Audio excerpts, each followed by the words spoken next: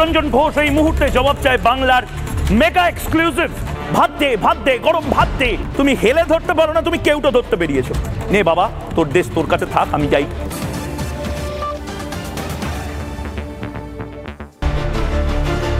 ভারতের কলকাতা ভিত্তিক সংবাদ মাধ্যম রিপাবলিক বাংলার সাংবাদিক ময়ূখ রঞ্জন ঘোষ, তিনি দীর্ঘদিন ধরে সংবাদ উপস্থাপনার নামে সাম্প্রদায়িক উস্কানি ও গুজব ছড়িয়ে বাংলাদেশ ও ভারতের মধ্যে ধর্মীয় সম্প্রীতি নষ্টের চেষ্টা করছেন।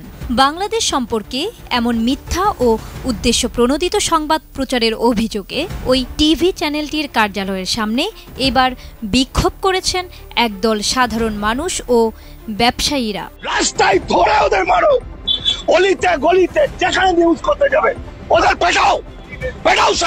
বিক্ষোভকারীরা জানান, রিপাবলিক বাংলার প্রতিবেদনগুলোতে বারবার হিন্দু মুসলিম সম্প্রদায়কে মুখোমুখি দাঁড় করানোর চেষ্টা করা হয়।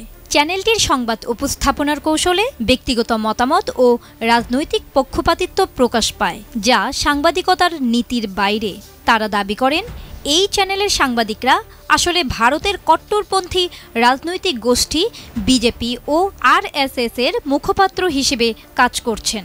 চ্যানেলটির প্রধান উপস্থাপক ময়ূখ রঞ্জন ঘোষের বিরুদ্ধে অভিযোগ আনা হয়েছে যে তিনি বাংলাদেশে সংখ্যালঘু নির্যাতন নিয়ে ভিত্তিহীন খবর প্রচার করে অন্তর্বর্তীকালীন সরকার ও ডক্টর মোহাম্মদ ইউনূসকে বিতর্কিত করার চেষ্টা করেছেন। তার এসব সংবাদে বাংলাদেশের জনগণ ও আন্তর্জাতিক পরিমণ্ডলে বিভ্রান্তি সৃষ্টি হয়েছে বলে অভিযোগ করা হয়।